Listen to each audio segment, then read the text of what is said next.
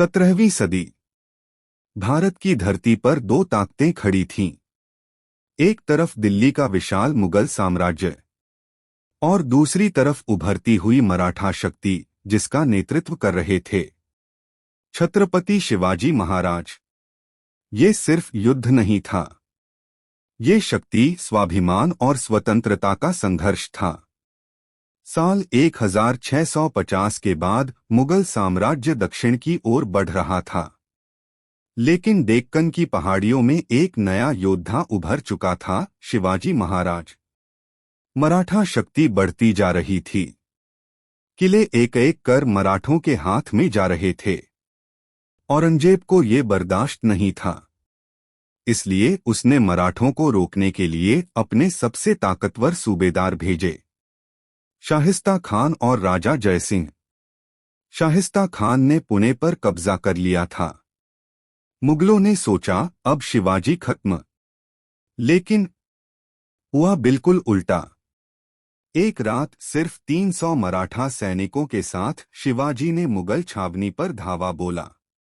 इतिहास का सबसे तेज और खतरनाक रात का हमला। शिवाजी खुद शाहिस्ता खान के कमरे तक पहुंच गए और उसकी 3 उंगलियां तक काट दीं। मुगलों की 1 लाख की फौज एक रात में डर गई। अब औरंगजेब ने भेजा राजा जयसिंह। ये मुगल सेना का सबसे रणनीतिक जनरल था। जयसिंह ने 40,000 सैनिकों के साथ पुरंदर किले को घेर लिया।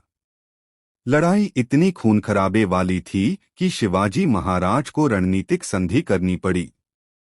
इसमें 23 किले जयसिंह को देने पड़े। लेकिन कोई नहीं जानता था कि शिवाजी ने असली चाल अभी खेली ही नहीं थी।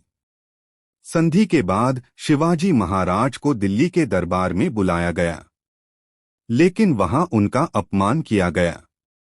औरंगजेब ने उन्हें नजरबंद कर लिया।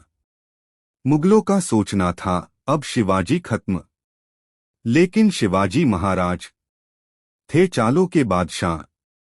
कहानी जैसी योजना बनाकर वो आम और मिठाई की टोकरी में बैठकर मुगलों की कड़ी सुरक्षा से निकल गए और सीधा महाराष्ट्र वापस पहुंच गए। 1668 से 1672 तक शिवाजी महाराज ने सेना को पहले से भी मजबूत बनाया। और फिर आया सलहेर का युद्ध, मराठा वर्सेस मुगल, पहला खुला मैदान युद्ध जिसमें मराठा जीते। 30,000 मराठा, 40,000 मुगल। लेकिन मराठों की घुड़सवार सेना ने मुगलों को रौंद डाला। ये युद्ध साबित करता है कि मराठों की असली ताकत उनकी स्पीड, हिम्मत और रणनीति थी। इन सभी लड़ाइयों ने एक सच्चाई दुनिया को दिखा दी: मुगल साम्राज्य अजेय नहीं है। शिवाजी महाराज की रणनीति, गनिमी-कावा युद्ध शैली और उनकी संगठन क्षमता ने मराठों को भारत की सबसे शक्तिशाली शक्ति बना दिया। और इतिहास गवाह है, मुगल साम्राज्य धीरे धीरे टूट गया और मराठा शक्ति पूरे भारत में फैल गई। छत्रपति शिवाजी महाराज सिर्फ एक राजा नहीं थे, वो स्वतंत्रता का पहला प्रतीक थे।